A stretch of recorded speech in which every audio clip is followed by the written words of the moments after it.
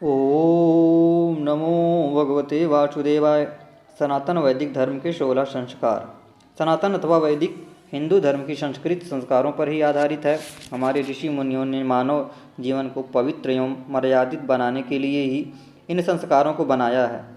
प्राचीन काल में हमारा प्रत्येक कार्य संस्कारों से ही आरंभ होता था। संस्कारों की संख्या उस समय लगभग 40 थी। गौतम स्मृति में 40 है और महर्षि अंगिरा ने इनको 25 संस्कारों में अंतर्भाव किया। व्यास स्मृति में मुख्य 16 संस्कार का वर्णन किया है। यह 16 संस्कार गर्भाधान से अंत्येष्टि अंतिम है और यह सभी संस्कार नवजात शिशु का दैवीय जगत से संबंध स्थापना के लिए किए जाते हैं। लेकिन आज लोगों के व्यस्तता और धर्मों से विमुख होने के कारण यह संस्कार विलुप्त होता जा रहा है। आइए अपने 16 संस्कारों के बारे में जानें। पहला, गर्भधारण संस्कार। यह सबसे पहला संस्कार है। बच्चे के जन्म से पहले विवाह के बाद गृहस्थ जीवन में प्रवेश के उपरांत प्रथम कर्तव्य के रूप में प्रमुख उद्देश्य श्रेष्ठ संतानों की उत्पत्ति है। मानसिक और शारीरिक रूप से स्वस्थ होने, मन प्रसन्न होने पर गर्भधारण करने से संतान स्वस्थ एवं बुद्धिमान होती है। दूसरा, पुंसवन संस्कार। गर्भधारण के 3 माह बाद गर्भवती जीव के संरक्षण और विकास के लिए स्त्री अपने भोजन और जीवन शैली को नियमानुसार करे और यह तभी संभव है जब गर्भधारण विशेष तिथि और ग्रहों के आधार पर किया जाए। इससे उत्तम संतान की प्राप्ति होती है। तीसरा, सीमांतोन्नयन संस्कार। यह संस्कार गर्भधारण के बाद चौथे, छठे या 8वें मास में किया जाता है। इस मास में गर्भपात होने की अधिक संभावनाएं रहती हैं। इस माह में स्त्री को अपने स्वभाव में परिवर्तन लाने के लिए चलने, उठने, बैठने, सोने आदि की विधि आती है। चौथा, जात कर्म संस्कार। यह बालक के जन्म के बाद किया जाता है। इसमें बालक को शहद और घी चटाया जाता है जिससे बालक की बुद्धि का विकास तीव्र होता है। इसके बाद शिशु को माता या स्तनपान कराना शुरू करती है। पांचवा, नामकरण संस्कार। इसका बहुत महत्व है। जन्म नक्षत्र को ध्यान में रखते हुए शुभ नक्षत्र में बालक को नाम दिया जाता है और नाम का प्रभाव बालक पर संपूर्ण जीवन रहता है। इससे बालक के व्यक्तित्व का विकास होता है। छठा, निष्क्रमण संस्कार। इस संस्कार में जन्म के चौथे मास में सूर्य चंद्र की ज्योति के दर्शन कराए जाते हैं और शिशु को बाहरी वातावरण से अवगत कराया जाता है। सातवां, अन्नप्राशन संस्कार। इस संस्कार से बालक के दूध के अतिरिक्त अन्य खाद्य पदार्थ देने शुरू किए जाते हैं।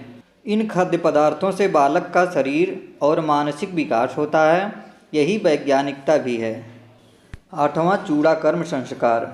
इसे मुंडन संस्कार के नाम से जाना जाता है। इसमें बालक के जन्म के बाद पहले, तीसरे और 5वें वर्ष का चयन होता है। इसमें दूषित कीटाणुओं से मुक्ति के लिए मुंडन किया जाता है। नौवां, विद्या आरंभ संस्कार। इसमें बालक को शिक्षा के प्रारंभ स्तर से परिचित कराना है और शिशु को अक्षर का ज्ञान कराया जाता है। विद्या अथवा ज्ञान ही मनुष्य की आत्मिक उन्नति का साधन है। 10वां, कर्णवेध संस्कार। इसका मतलब है कान को छेदना। इसके 5 कारण हैं। पहला, आभूषण पहनने के लिए। दूसरा, कान छेदने से ज्योतिषानुसार राहु और केतु के बुरे प्रभाव नष्ट हो जाते हैं। तीसरा, इससे एक्यूपंक्चर होता है जिससे मस्तिष्क तक जाने वाली नसों में रक्त प्रवाह ठीक से होता है। चौथा, श्रवण शक्ति बढ़ती है और कई रोगों की रोकथाम हो जाती है। 5वां, इससे यौन इंद्रियां पुष्ट होती हैं। 11वां, यज्ञोपवीत संस्कार। यज्ञोपवीत को जनेऊ या उपनयन संस्कार भी कहते हैं। प्रत्येक हिंदू को यह संस्कार करना चाहिए। इस संस्कार से शिशु को बल, ऊर्जा और तेज प्राप्त होता है। साथ ही आध्यात्मिक भाव जागृत होता है। इसमें 3 सूत्र होता है। यह ब्रह्मा, विष्णु और महेश के प्रतीक हैं। 12वां, वेदारंभ संस्कार। इसके अंतर्गत वेद और पुराण शास्त्र का अध्ययन कराया जाता है जो अति आवश्यक है तथा व्यक्ति के मार्गदर्शन के लिए बहुत ही महत्वपूर्ण है। 13वां, केशांत संस्कार। इसका अर्थ है बालों का अंत करना।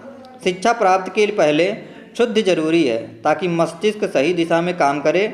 प्राचीन काल में गुरुकुल से शिक्षा प्राप्ति के समय यह संस्कार किया जाता था और बाद में भी किया जाता है।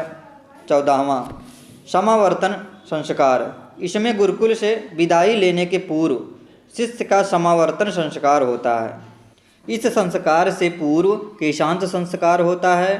फिर सुगंधित पदार्थों व औषध युक्त जल से भरे हुए वेदी के उत्तर भाग में 8 घड़ों के जल से स्नान करने का विधान है।